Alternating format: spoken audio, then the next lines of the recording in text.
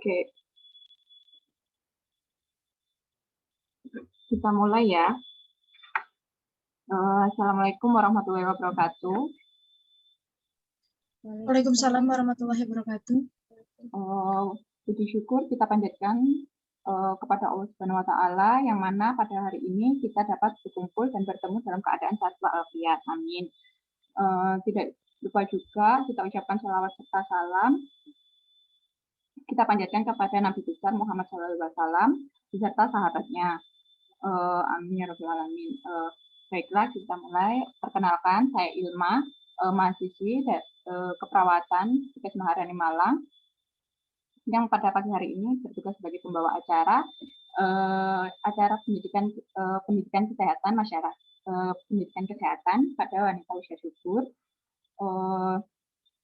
Sebelumnya saya ucapkan terima kasih untuk kakak-kakak yang sudah berkenan untuk mengikuti pendidikan kesehatan ini. Di sini kita membawakan dua materi. Yang pertama dengan deteksi dini pada kanker serviks pada wanita usia subur, dan kedua deteksi dini kanker payudara dan sadari pada wanita usia subur. Dan sedikit informasi, nanti apabila di tengah acara kita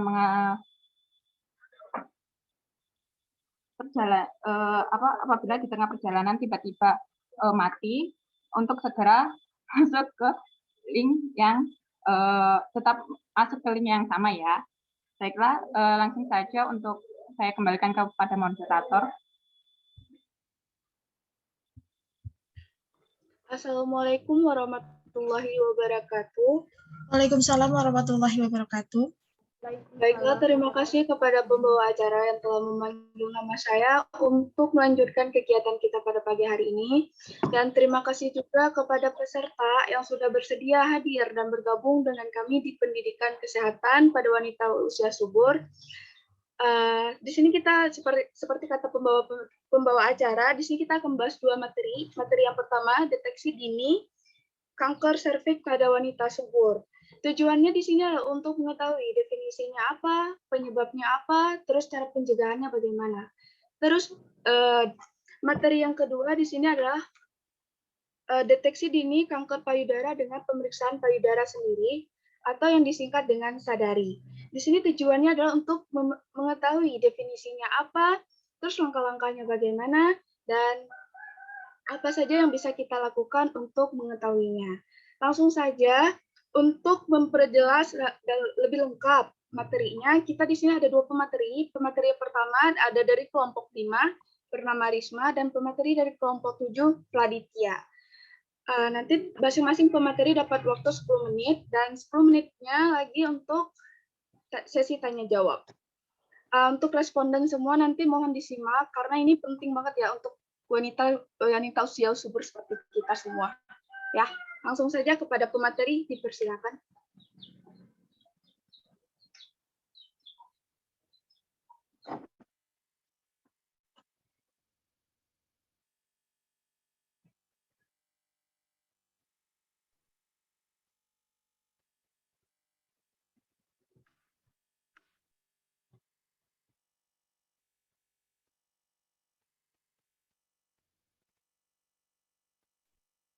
Baik, Assalamualaikum warahmatullahi wabarakatuh.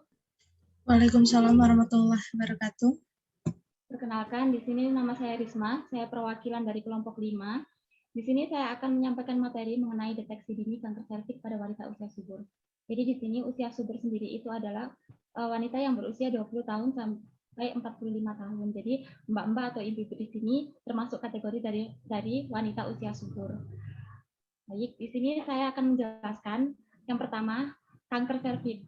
Kanker serviks itu adalah kanker yang muncul pada sel-sel di leher rahim. Kanker ini terjadi saat ada sel-sel di leher rahim alias serviks yang abnormal atau tidak normal dan berkembang secara terus dengan tidak terkendali. Jadi bentuk reproduksi misfi wanita itu kan bentuk kayak gini ya. Jadi untuk leher rahim, kanker leher rahim itu terjadi di sini, di bagian sini. Jadi ini adalah serviks yang normal, bentuknya bulat seperti ini, dan jika terjadi masalah atau mengarah ke kanker serviks atau kanker leher rahim, itu terjadi lesi seperti ini. Jadi ada pertumbuhan sel yang abnormal. Nah, di sini untuk gejala-gejala dari kanker serviks atau kanker leher rahim, yang pertama itu ada kaki bengkak, terus nyeri punggung, pinggang, bahkan menjalar sampai ke perut depan. Terus keluar darah setelah berhubungan seksual, terus keluar cairan dari vagina yang tidak normal. Jadi cairan ini bisa berbentuk keputihan. Kalau keputihan normal itu kan mungkin berwarna putih, bisa putih bening, putih susu, atau putih tahu. Akan tetapi jika gejala kanker serviks ini biasanya keputihannya itu berwarna hijau atau bahkan bisa coklat sampai berwarna darah dengan pengeluaran yang banyak. Terus mengalami perdarahan setelah menopause. Jadi pada saat usia menopause malah mengalami perdarahan. Terus menstruasi tidak teratur, nyeri perut bagian depan, berat badan turun, perdarahan pada vagina, pusing dan kelelahan. Penyebab utama dari kanker serviks ini karena adanya virus HPV atau Human Papilloma Virus dengan tipe 16 dan 18. Ini yang menyebabkan kanker serviks ini. Nah, di sini ada faktor risiko untuk terkena kanker leher rahim atau kanker serviks. Yang pertama, itu menikah atau mulai melakukan aktivitas seksual di usia muda atau kurang dari 20 tahun. Jadi memang pada saat usia ini reproduksi di bawah 20 tahun itu kan belum matang. Jadi jika dipaksakan untuk melakukan hubungan seksual dapat menyebabkan lesi dan meningkatkan resiko untuk kanker serviks. Jadi untuk matangnya kan usia di atas 20 tahun. Nah, terus yang kedua, itu adanya riwayat infeksi di daerah kelamin atau radang panggul. Jadi pasti ini terjadi karena adanya infeksi dan memudahkan untuk virus itu masuk. Dan melakukan hubungan seksual dengan sering bergonta-ganti pasangan itu tidak boleh ya, Mbak di sini, karena kita tidak tahu pasangan kita pembawa atau tidak. Jadi mungkin pasangan itu sudah pembawa dari virus ini. Terus perempuan yang melahirkan banyak anak. Ini apalagi dengan jarak melahirkan yang dekat itu meningkatkan resiko terkena kanker leher rahim dikarenakan semakin banyak lesi, semakin banyak melahirkan banyak lesi dan virus itu akan lebih mudah untuk masuk. Terus memiliki riwayat keluarga dengan kanker pasti karena kanker di sini itu adalah genetik, jadi bisa dari keturunan. Misalnya ibu punya kanker, jadi anaknya pasti resiko besar untuk mengalami kanker. Terus terjadi kurangnya kebersihan pada area kewanitaan, jadi mungkin penggunaan pembalut yang jarang ganti, sudah lembab tidak diganti, terus membasuh area kewanitaan dari belakang ke depan, kan baiknya itu dari depan ke belakang untuk membasuh area vagina.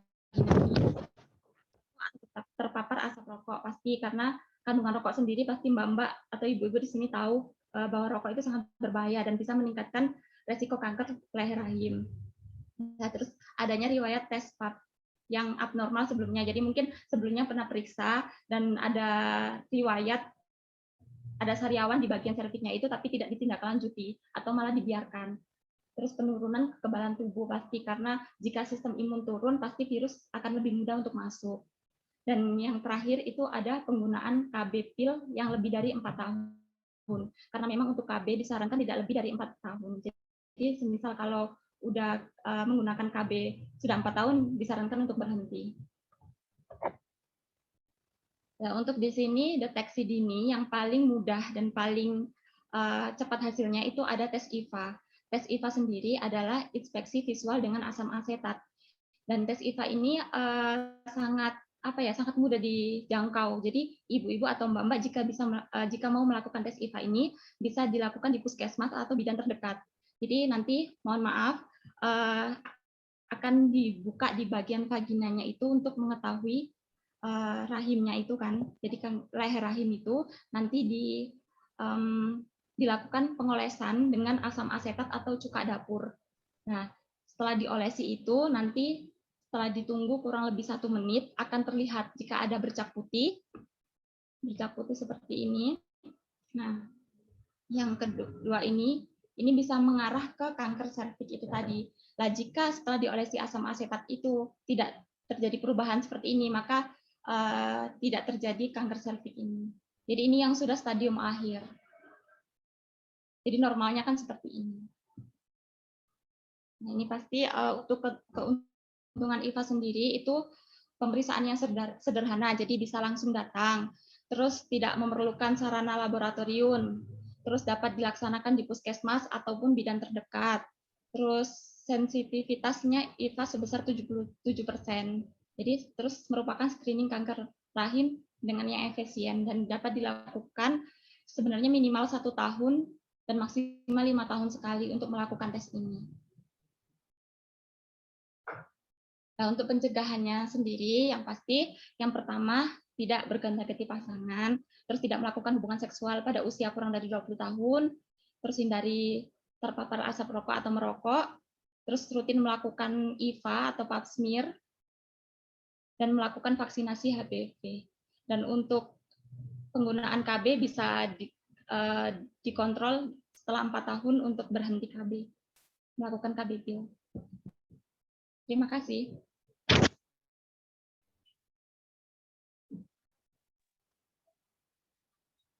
Saya kembalikan ke moderator. Baiklah, terima kasih kepada pemateri 1. Langsung saja kita lanjutkan kepada pemateri 2 ya. Nanti sesi tanya jawab setelah materinya selesai.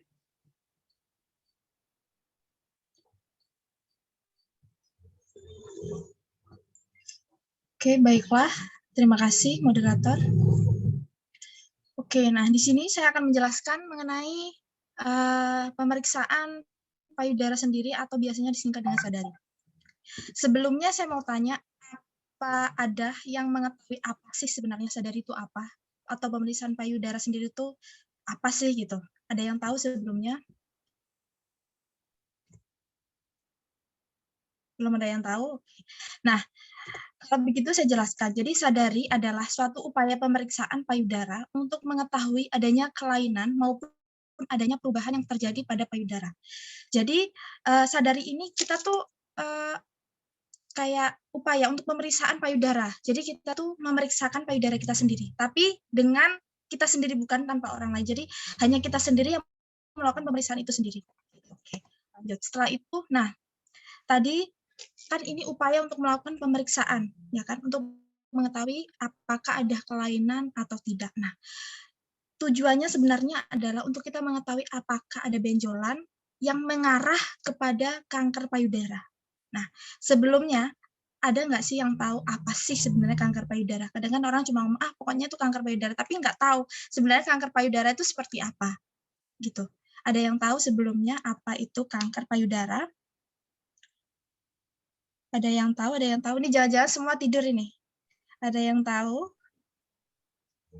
Tahu, Bu, dikit.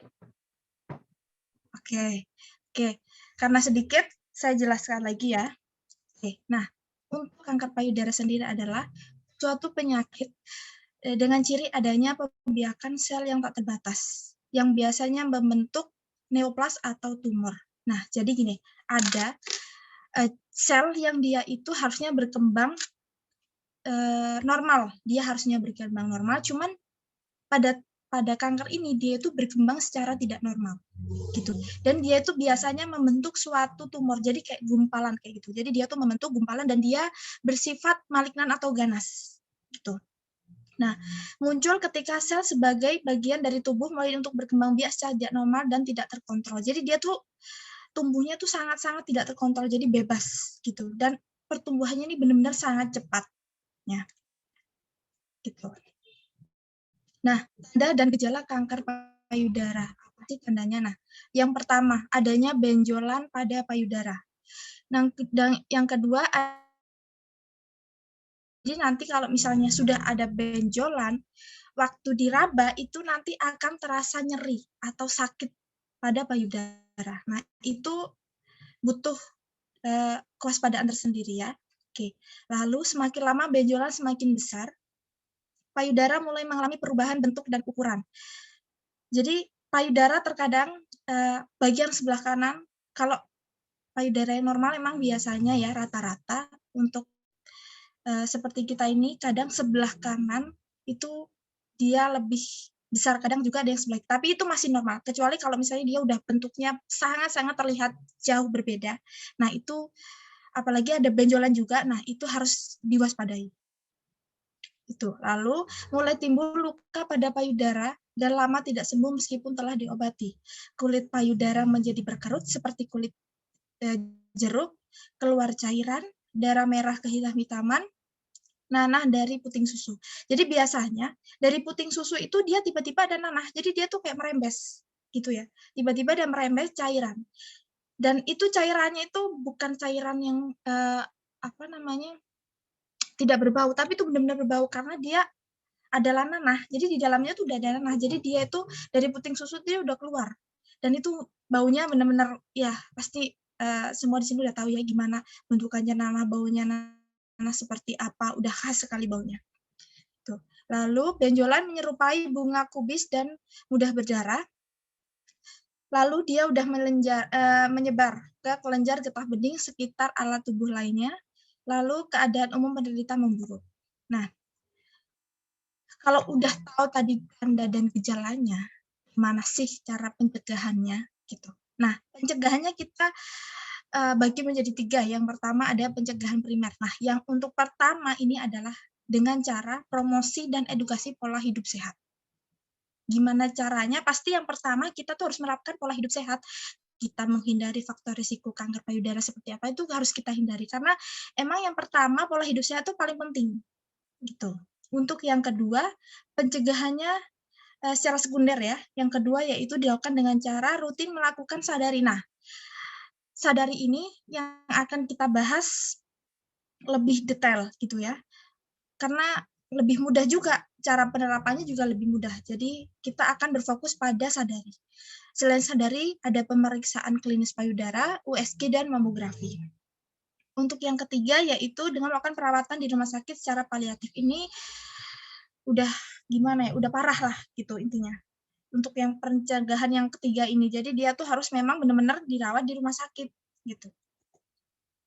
Nah ini adalah salah satu cara untuk melakukan sadari. Ini tuh sangat-sangat simpel, tapi manfaatnya sangat-sangat besar, terutama untuk kita para wanita, ya kan? Ini yang pertama, di depan cermin, angkat tangan dan tapi jangan lupa, kalau misalnya kita mau di depan cermin bisa di kamar atau di mana, jangan lupa tutup pintu. Tutup semuanya, jangan sampai kelupaan, nanti masih jendela masih dibuka, pintu masih dibuka ya. Nah, ini yang pertama, di depan cermin, angkat tangan, dan periksa apakah ada kemerahan atau bengkak payudara. Ini diingat, seperti ini langsung aja dilihat gambarnya seperti ini. Nah, untuk yang kedua, letakkan tangan di pinggang dan periksa payudara seperti pada langkah pertama. Oke. Nah, yang ketiga, tekan payudara dari atas ke bawah, seperti pada gambar, dan rasakan apakah ada benjolan. Jadi dia tuh merata. Dimulai dari bagian dari arah dari ketiak. Jadi dari ketiak itu turun naik itu kita raba sendiri. Gitu. Kita rasakan benar-benar kita rasakan apakah ada benjolan gitu. Untuk yang keempat, tekan payudara secara melingkar. Jadi secara melingkar seperti ini pada gambar dan rasakan apakah ada benjolan. Sama. Ini semua berpatokan pada apakah ada benjolan. Itu. Kita tekan payudara melingkar seperti ini, ya kan? Melingkar. Nah, untuk yang kelima, tekan payudara ke arah puting dan lihat apakah ada cairan yang keluar. Jadi caranya adalah diurut mulai dari atas. Jadi kita urut maju ke depan sampai ke arah puting. Jadi kita urut dari belakang, kita urut ke depan. Dari belakang ke depan seperti itu. Sambil kita lihat apakah ada cairan yang keluar gitu. Nah, untuk yang keenam, posisi berbaring dan tekan kembali payudara secara melingkar. Jadi kita ulangi lagi, kita tekan lagi si payudara itu secara melingkar. Nah, untuk waktunya itu lebih baik dilakukan pada saat hari pertama setelah menstruasi. Jadi hari pertama menstruasi itu dari hari ke-7 sampai hari ke-10. Itu lebih baik kita lakukan sadari ini, ya kan? Nah, tapi alangkah baiknya juga kalau misalnya pada awal itu payudara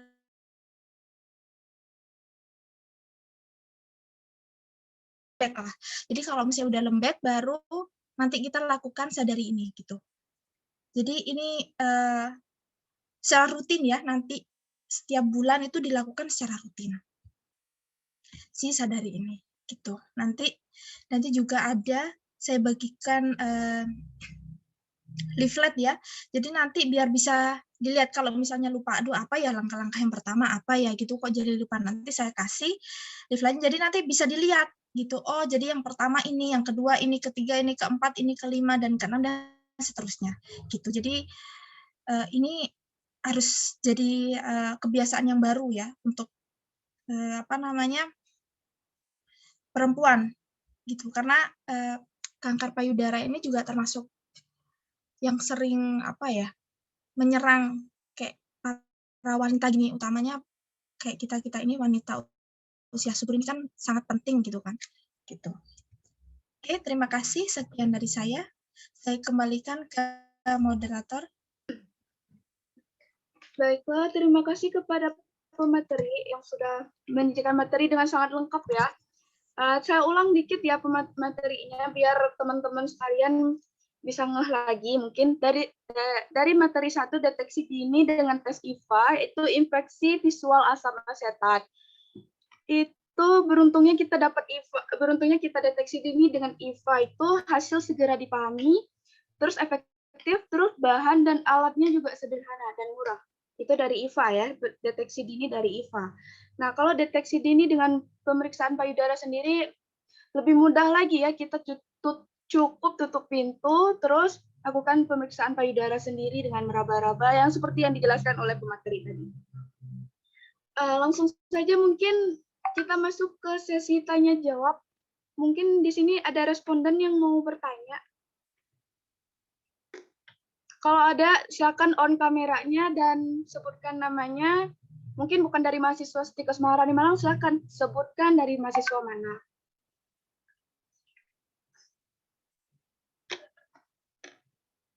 Halo. Apa udah ngerti semua nih ya? Wah.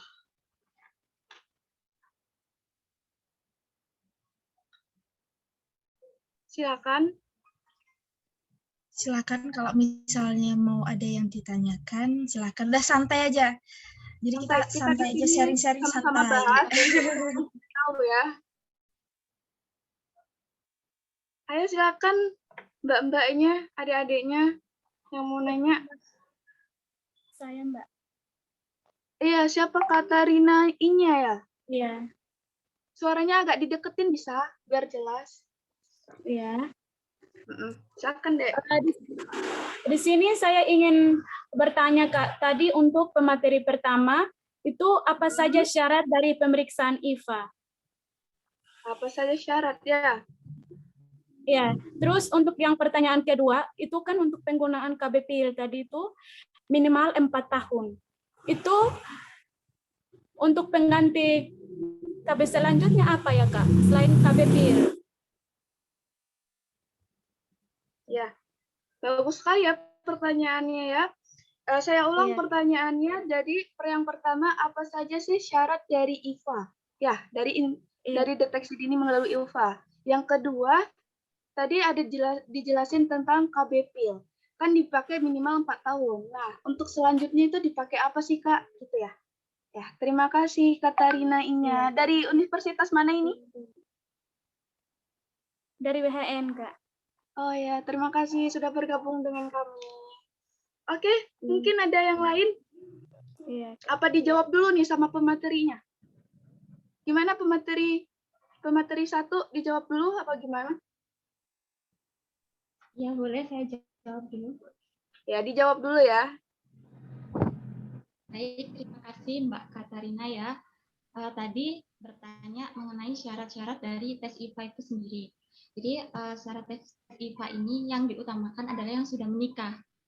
Jadi memang kalau tidak disarankan pada saat yang belum menikah. Jadi yang sudah menikah dan yang sudah punya anak. Kalau memang sudah menikah tapi belum punya anak, nggak apa-apa untuk syarat tes IVA. Terus yang kedua, tidak sedang posisi hamil.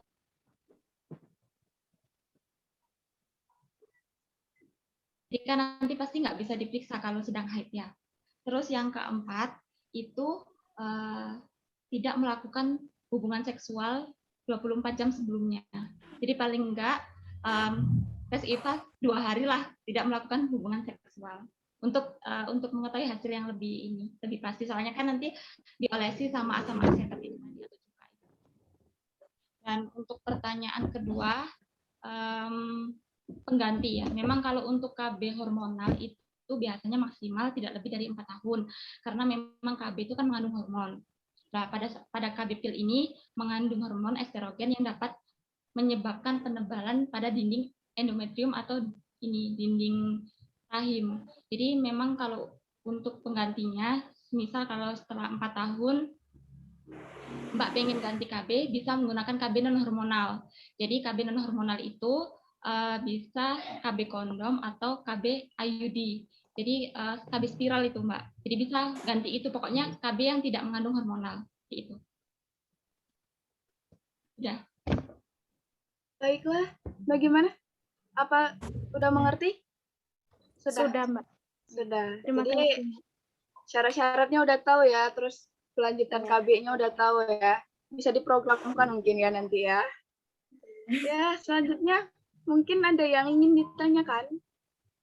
Saya Lagi. boleh tanya nggak, Mbak? Boleh, boleh. Mbaknya mau tanya apa? Sebutkan nama. Saya mau bertanya untuk kelompok yang pemateri kedua, tentang kanker payudara ya. Kalau misal ada cewek ya, itu ingin payudaranya besar, terus terus dia itu pakai krim yang mungkin yang abal-abal ya, mungkin itu yang tidak harus dipakai mungkin, tapi itu ada racikan apa gitu untuk bisa membesarkan payudara itu. Terus apakah yang krim itu bisa menyebabkan kanker payudara, Mbak? Mohon maaf, Bu, mohon maaf bisa diulang karena sinyal saya agak biar putus-putus. Gimana? Ya, saya ulang ya Mbak ya. Tadi pertanyaannya kan kalau cewek itu rata-rata ada yang pakai pemakaian krim abal-abal gitu ya, untuk memperbesar payudaranya, iya kan? Betul. Nah, ada nggak efek dari krim abal-abal itu untuk menyebabkan adanya kanker payudara? Begitukah maksudnya? Ya, apa ini bisa terjadi kanker payudara gitu? Dengan pemakaian krim itu apa bisa terjadi kanker payudara gitu maksudnya? Nah, baiklah, kepada pemateri mungkin bisa langsung dijawab ya, atau tunggu 5 menit? Udah, sekalian ini bentar lagi mati. Jadi sekalian saja. Nah, jadi gini, kalau misalnya krim yang abal-abal itu, memang biasanya kandungan di dalamnya itu ada yang dinamakan dengan estrogen sintetik. Nah, jadi memang biasanya itu di dalam kandungannya itu kan ada itu. Nah, salah satu efek samping di estrogen sintetik ini, emang dia tuh bisa menyebabkan kanker payudara, gitu. Jadi memang salah satu efeknya itu. Jadi memang kalau Mbaknya bilang, apakah bisa menyebabkan kanker payudara? Saya bilang iya bisa. Dengan adanya kandungan si estrogen sintetik itu tadi, gitu. Sudah. Jadi saya sarankan lebih baik, mending tidak usah pakai yang namanya krim-krim yang pembesar itu aja. Pasti suaminya nanti bakal menerima abadannya. Ya, ini ada bapaknya di sini juga, ya Pak ya.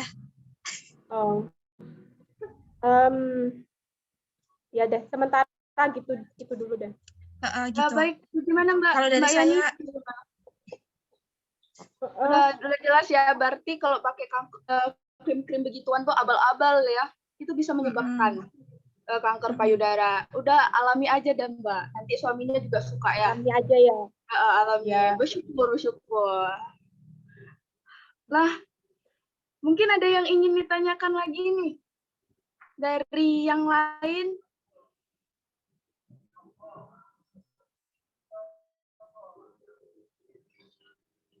Apa udah jelas semua nih ya?